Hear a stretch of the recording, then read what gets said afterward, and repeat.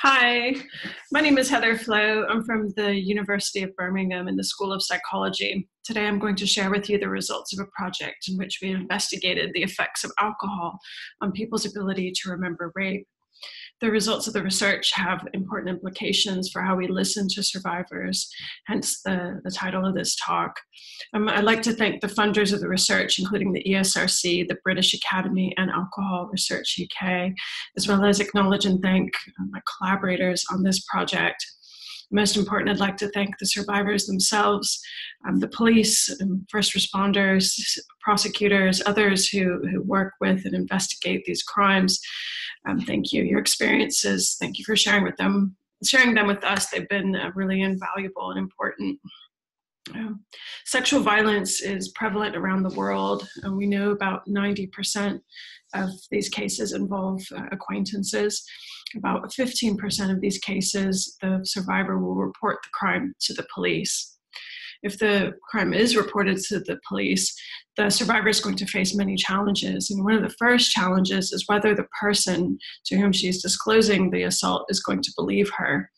In many instances, one of the first questions that crosses a person's mind is this a false rape accusation? This is a question that I'm often asked when I give this talk about the prevalence of false rape accusations and how do we evaluate testimony to know if it's true or if it's a false report. I could tell you that false allegations are extremely rare. They comprise less than 1% of all reports that are made to the police. So chances are, just going off of base rates alone, that an allegation that's being made is in fact a true allegation of rape. Another concern that often gets raised is whether we can trust the testimony if there are gaps in the testimony. Another common feature of these cases is that the victim or the perpetrator or both parties will have consumed alcohol at the time of the attack. And this raises questions in people's minds about the accuracy of the testimony. I think the Kavanaugh-Ford case raise and illustrate very nicely the next concern that's often raised, and that is whether we should trust the testimony if the survivor's answering questions with, "I don't know." And we saw this in the Kavanaugh hearing where Ford testified that for some of the questions that she was being asked that she didn't know the answer. She didn't know exactly where the house was. And this, in some people's minds, undermined the whole of her testimony. Another problem has to do with the consistency of testimony. In sexual violence, often survivors are interviewed multiple times. They're interviewed by different investigators.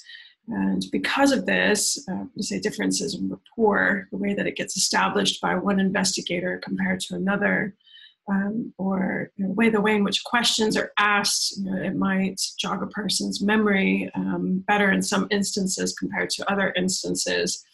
This tends to result in recalls, memory reports that differ from one occasion to the next, and these differences are often highlighted and taken to mean that the victim isn't remembering accurately because the story is different from one occasion to the next. There might have been something that didn't get reported in the first interview, but then later is remembered. So why wasn't it remembered during the first interview? Does it mean that this is a false memory now during this second interview that the victim is recalling?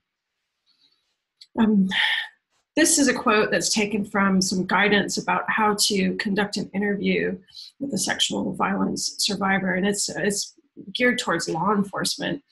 And what they're writing here is that one of the fundamental challenges is that the credibility of victims is often compromised because victims will report information that's incomplete, inconsistent, or just plain untrue. And there's no citation given to be able to know on what they're basing this. And so a lot of this statement then has given rise to the research that we've been doing on the basis of the work that we've been doing and other people have been done to actually empirically investigate this, to put this to the test scientifically, doesn't support this conclusion at all. And so I'm going to next turn to some research on the effects of alcohol in particular on women's ability to accurately remember sexual violence. And we're focusing on alcohol in this research because alcohol is prevalent in sexual assault. Up to 75% of cases involve alcohol intoxication on part of one or both parties. There's several reasons for this. One is that, well, alcohol itself could be a risk factor for being targeted by a perpetrator of rape. There's research conducted in the lab finding that our ability to detect risks is impaired when we're under the influence of alcohol. And perhaps perpetrators know this, and that's why they select people who have been compromised by alcohol. It's also the case that alcohol intoxication can impact investigations, prosecutions. Most cases involve voluntary intoxication on the part of the complainant, which I think surprises a lot of people. We think that these cases involve people who were, slipped drugs or that were involuntarily given alcohol, but that's not the case. Usually it's voluntary. And this can impact people's perceptions of the case. Why would a person consume alcohol and then go home with somebody that they don't really know all that well, putting themselves in a vulnerable situation? And so this raises questions in the minds of investigators about consent and about the integrity of the evidence, making these cases really difficult to prosecute. So how does alcohol affect memory? Well, there's two prominent theoretical ideas. The first is alcohol myopia theory, which is an attentional motivation theory that's been applied to memory. And what alcohol myopia theory proposes is that alcohol narrows the perceptual field, making people more responsive to salient information and less responsive to peripheral information. So in the case of someone who has consumed alcohol, they'll be more likely to focus on central salient features of the event. They're more likely to focus on the perpetrator as an example, and less likely to focus on, say, bystanders. And because of that, then later on down the line, when they are asked questions about the rape, they'll remember things about the perpetrator, like in the Ford case. And she remembered very well what happened during the attack, but she remembered more peripheral things, like where the house was, less accurately. And she had consumed some alcohol, so perhaps that explains why, but perhaps it's also just the passage of time and normal forgetting that explains it as well. Alcohol also impacts parts of the brain that are responsible for converting short-term memories into long-term memories. This can result in a total blackout where nothing about the event is remembered, or it can result in a partial blackout where there's some information that's forgotten and some aspects of the event are well remembered. And the research that we've been doing is more about those fragmentary partial blackouts. When it comes to a total blackout, well, then questions about memory are no longer relevant. What's really relevant there is incapacitation. If a person has drunk to a point where they're completely blacked out, well then, how can they consent to intercourse? So as we already mentioned, alcohol can raise questions about the credibility of the complainant. Alcohol has prejudicial impacts in the minds of jurors, and these concerns then prosecutors might decide to not issue charges in cases because they are concerned that jurors, they're not going to believe the complainant. But another issue that we've already mentioned is that the prosecution's case may well be that the complainant had lost the capacity to consent. So in that case, alcohol is especially probative. But there's more though. So in the case of those fragmentary blackouts, when there's partial remembering, One issue that often comes up in the minds of people who conduct interviews, like sexual assault nurse examiners who are interviewing complainants, obtaining medical history and trying to determine the nature of the attack so they could appropriately collect medical evidence.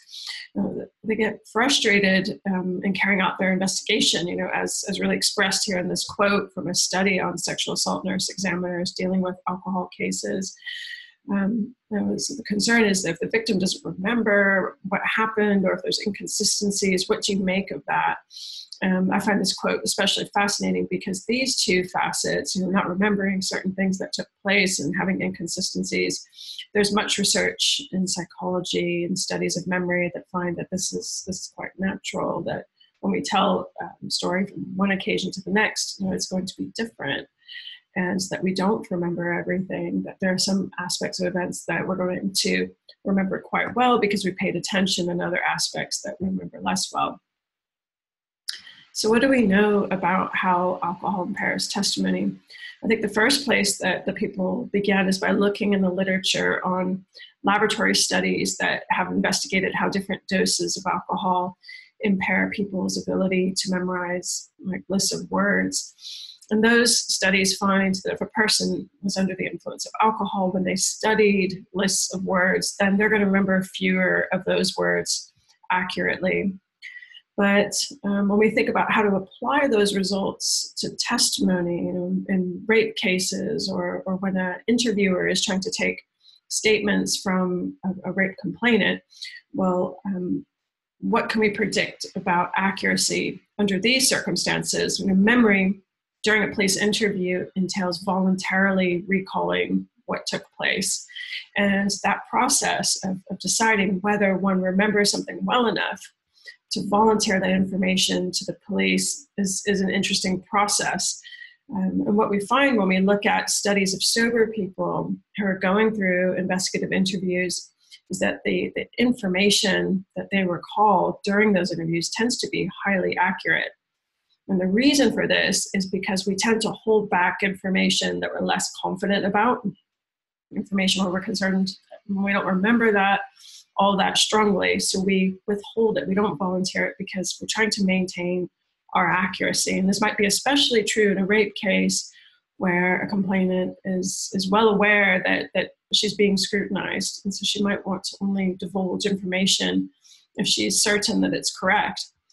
It's what we wanted to investigate because it's been shown that people engage in this kind of a process of negotiating their memories and deciding what to volunteer and what to withhold in sober people. Well, would we find this if we were interviewing people who had been intoxicated during the event in question? And so to investigate this, we brought people into the laboratory and we put them through a hypothetical rape. We did this because we needed to be able to establish ground truth in the case so that we could measure accuracy.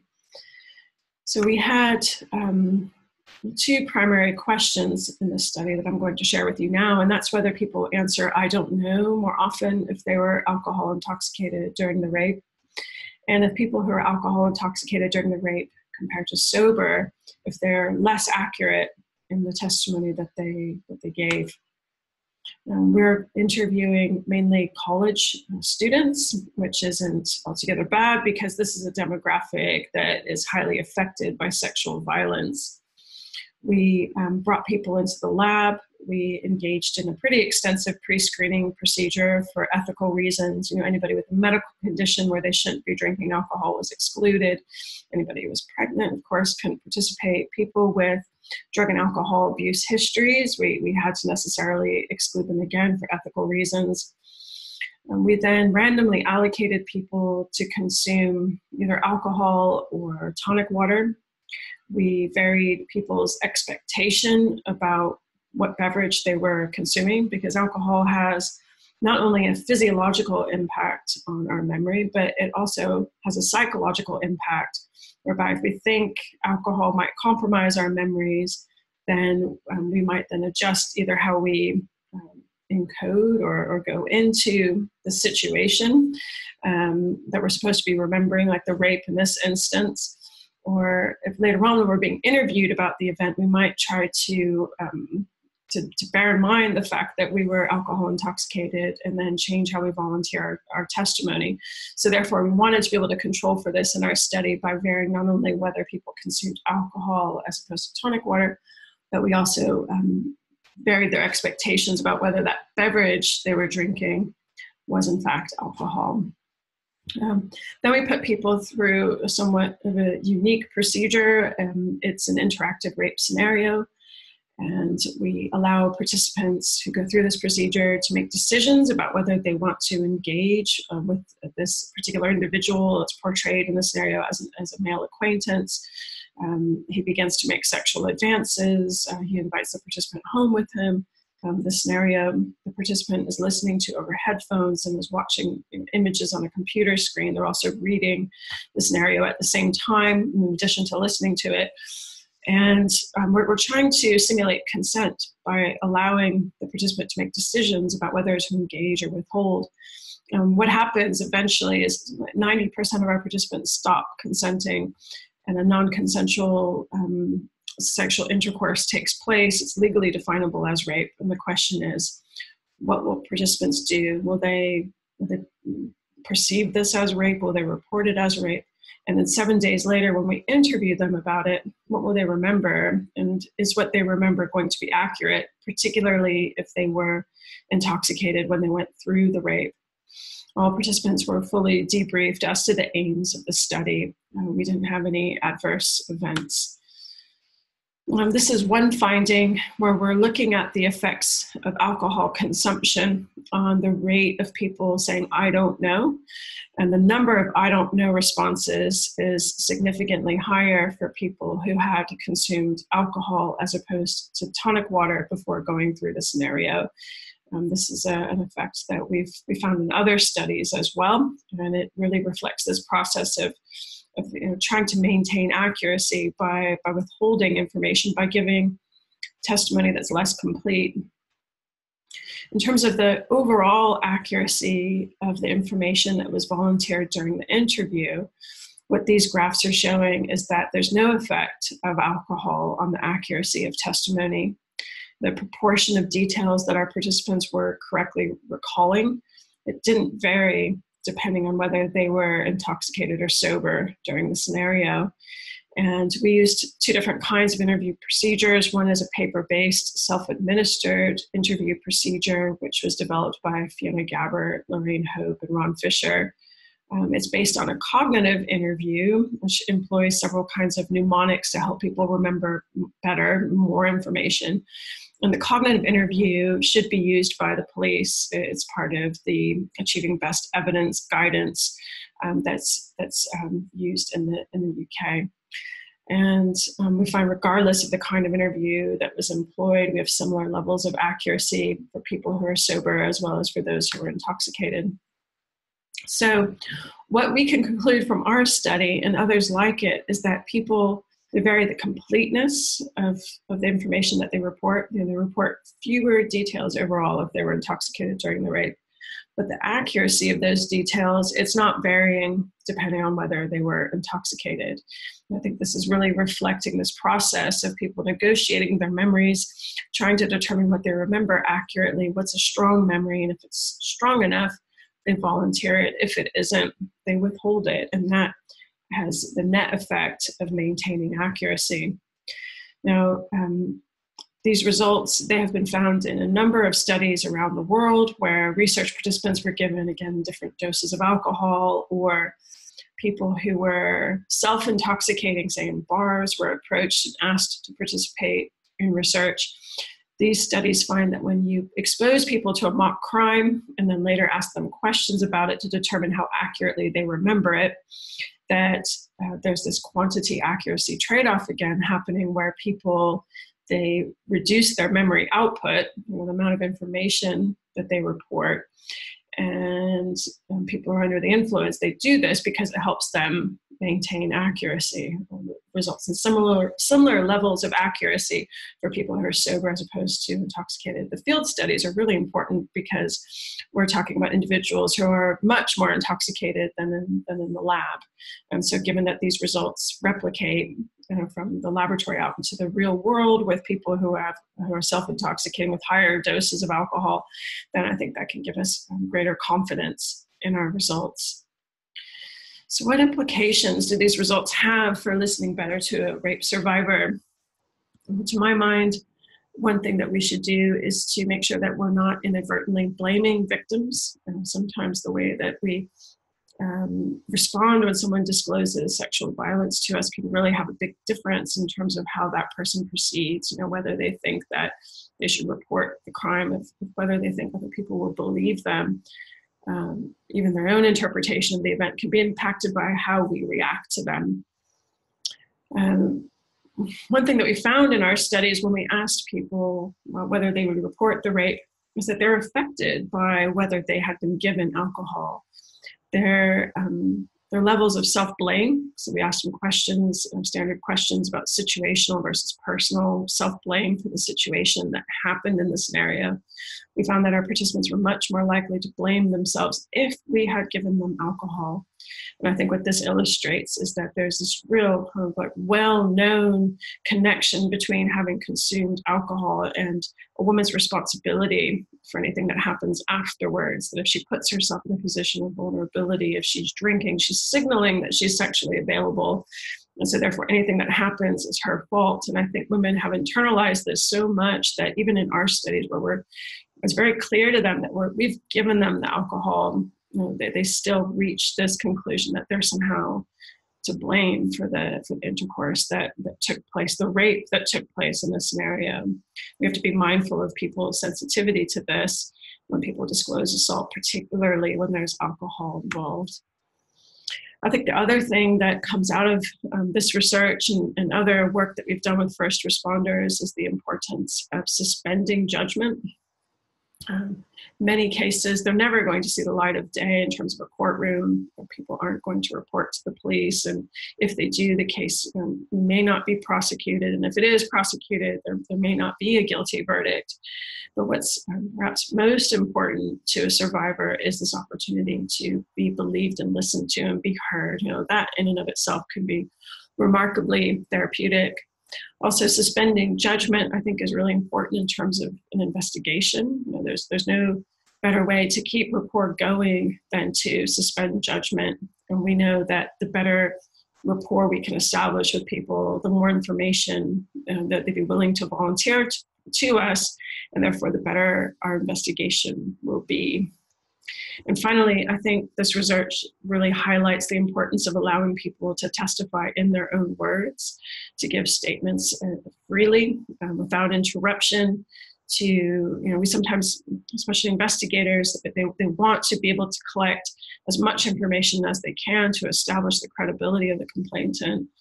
But sometimes when we drill down and we ask all of these detailed questions, especially about peripheral things that are less consequential for an investigation, what we wind up doing is we encourage people to report memories about which they have less confidence. So I think we should allow people's natural inclinations about what they know and don't know play out, and allow people to tell their story in their own words. The papers on which I base these conclusions can be obtained from my website. You can also reach out to me on Twitter. Thank you very much.